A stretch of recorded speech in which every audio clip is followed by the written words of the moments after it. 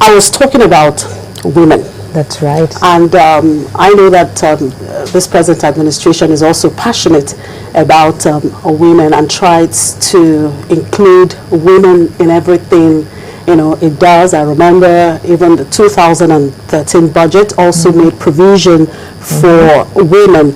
And now, after the first edition of the UWIN program, which was targeted at youths, basically, the second edition was solely women. For women. That's right. How much participation do you think was recorded there for women? Because do you think the women really bought into that? The facts are there because in the very first edition of the UWIN program, you had like 24,000 applications. But the second edition that was for women, you had 65,000 women applying for this grant. And this tells you that women have special, drive. They have energy, they have organizational skills. And if we have a population where we have 49% women and about 51% male, and you're not giving the women that opportunity, then we are shortchanging the entire nation. It's like putting two people at the starting block. And if you just give the men all the opportunities, they're only 51% of the population. So even if they score an 80%, it still comes to less than 50 overall. But if you give women equal opportunity and they join forces with the men folk, you can have us actually accelerating growth in the nation. And we want to call on the president again. The 35% affirmative action should go across board. If we're talking of representation in the Senate, the House of Assembly, even the governorship, why have we never really had a woman being elected, as governor? In some states, we've had the post of deputy governor, kind of reserved, if I may use that word in quotes, for women, but we should have more of that kind of initiative.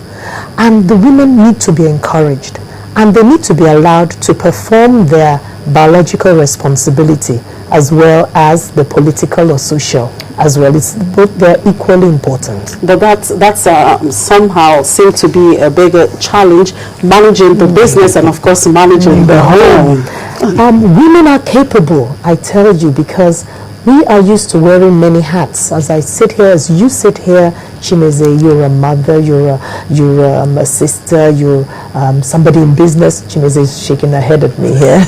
And you have you're a friend to someone, you're a confidant to someone, you have so many balls you are juggling, but somehow you manage to smile through the day. So we should be given that opportunity, and let's see how we can make it easier for the women, have creches nearby, have good maternity leave, have a work-at-home system, so that women can also take their place in nation building, because putting them on the back burner is not going to help us as a nation. Uganda has done it, Rwanda has done it. We have countries in Africa where you have 65% of the seats in parliament being taken up by women. So let the men know we're coming. We're there. I'm in support of that. Yes, we want to add something. I really appreciate their support. Yeah. But to be telling us that they are more prudent than women, I totally disagree. The same thing happened about 2 weeks ago. I went for SME Life Banking at Civic Center, organized by Bank of Industry. I made presentation. And this issue of women, it is like not only in Nigeria, it's all over the world now. But I continue to ask the question, no problem, you just be in charge, pay rent, pay my children's school fees, pay all the other things, and let's see the prudence in you. Then on weekend, take one bottle maybe for the weekend, and let's see the prudence in you. Women, it's been a proven thing. The statistics have shown, research has shown that women actually pay back loans better, and they can be more prudent in business. Because we are better managers. Many women are good managers. Let me say that, because I'm a scientist by background, and whatever I say, I like it to be backed by research. So I would like to say the women need to be given an opportunity, honestly. I'm not saying they should not give you opportunity, for God's sake. Now, Raphael, having gotten this grant, and of course you've just testified now that it has really helped you, it has really helped your business. It's amazing. How much of women participation do you have in your business? In my business, at least by now, we have about, should be 50-50. Good. Should be 50-50. And to the glory of God, 80% of our staff are graduates. Then in the open market, I would say 90% of our customers are women. They are the ones selling paint. So why are you not agreeing with her that women's are... I'm not saying they are not prudent, but that they are more prudent than women. That's what I'm saying. Okay, we'll take you up. After giving you another award for having 50% women in your workforce. But sincerely, they can manage business better. Our accountant is a lady. If I need 5,000 naira, we ask me, Oga, for what? Good. So she keeps our checkbook. I take permission from her before we can do anything. I don't have direct access to our company money. Even at home, they are better managers. Oh, yes. Disciplinarians. I agree. We make a small amount stretch further. I agree. So they can manage business better. Good. All right. Now, let's look at... keep accepting that. Mrs. Williams, of course, before I come to that, the third edition, you won the first, you were given a grant for the first edition. Is that still running? Or that has been terminated? I've collected the whole tranche. Okay. You know, it depends on mileage, milestone rather. When you are qualified to take the second one, they will release it. They will come. What have you done with it? How many people have you employed? Then they release the third and the fourth.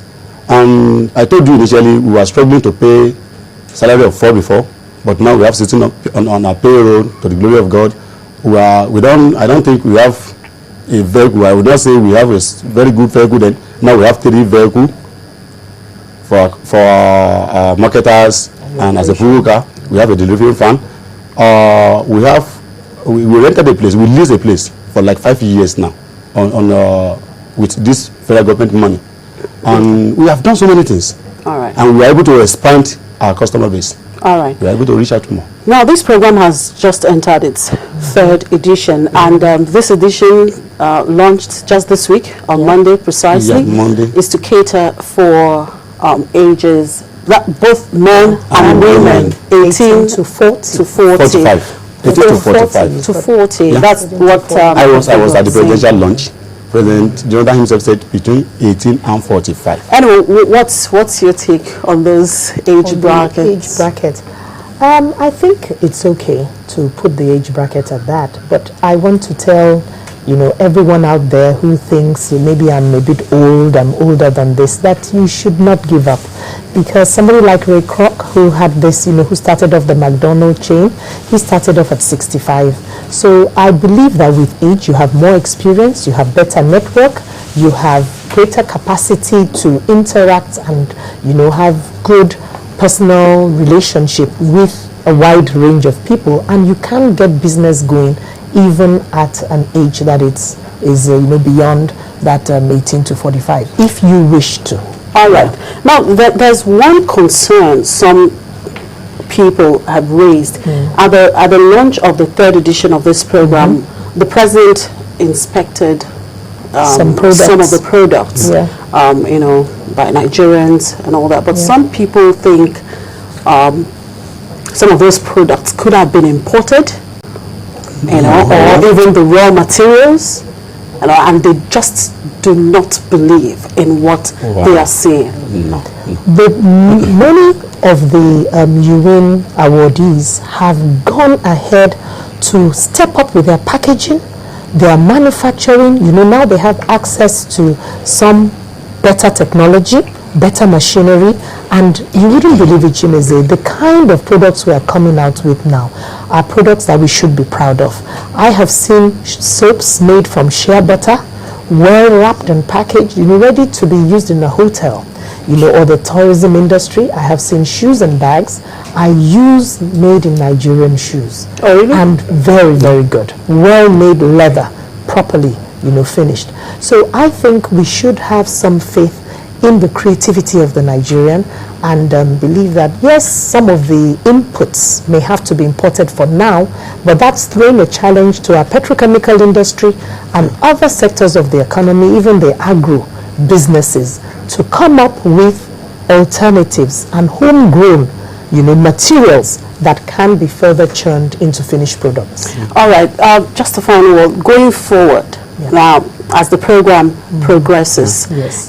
What are the areas you think the government needs to really improve on? You were about to say something about that. I was going to give my recommendations that for this initiative to be more far-reaching, we need to have a kind of stakeholders conference and see how we can set up, through probably the Ministry of Trade and Commerce in each state, a think tank, where entrepreneurs can go to for help. I sometimes receive I received a request from somebody in Enugu State, from Obolo Ofor village, saying, I want to do beekeeping. Where do I go? I had to tap into my networks at NEW to get him an address in Ibadan. So I have been burdened. I'm wondering, where does the average entrepreneur go to when he or she has questions? We need to set up something like that. We need to set up a helpline. We can use technology where possible using the websites, but we all know the power situation, which will improve, amen, so that we can use that more and reach out to many more people. And another thing is that the government can convert some of the trainings done for UN into physical products like a CD or something, so that that capacity building can be disseminated, youth core camps, the agribusiness, the program, and so on and so forth. Finally, for Nigeria, we need to develop a handbook saying this is how to start business in Nigeria. This is where to get the licenses. This is how to approach the Corporate Affairs Commission. Qatar has it, Germany has it, UK has it. All of this is available on the website, and it tells you what to do. We need to begin to get our own solutions. All right, Raphael, just a quick one. What would you have to add? What are your suggestions on how to really move the program forward? Yeah, what I would love to advise the youth is that they should go out there, log on to your own website. You don't need to know anybody. Just make sure you have a very beautiful idea that can turn to reality, that can generate employment. And another thing I would love to tell them is that you can't be writing a business plan and be submitting CV. God says, let your eyes be single and the whole of your body be full of light. You can't be writing CV, you can't be writing business plan and be feeling visa lottery. So you can't combine the two. You have to concentrate. Definitely, God will see us through. All right, thank you very much, Raphael, and of course to you, Mrs. Farah Williams. Thank you. Yeah, I've been talking with Mrs. Farah Williams. She is the first Vice President of NECA's Network of Entrepreneurial Women, and of course, one of the first beneficiaries of the UWIN program, Raphael Atere. And with that, we say thank you for being part of the program today. And I must say, thank God for Friday. Next week is another week, and we hope to be with you again. In the meantime, enjoy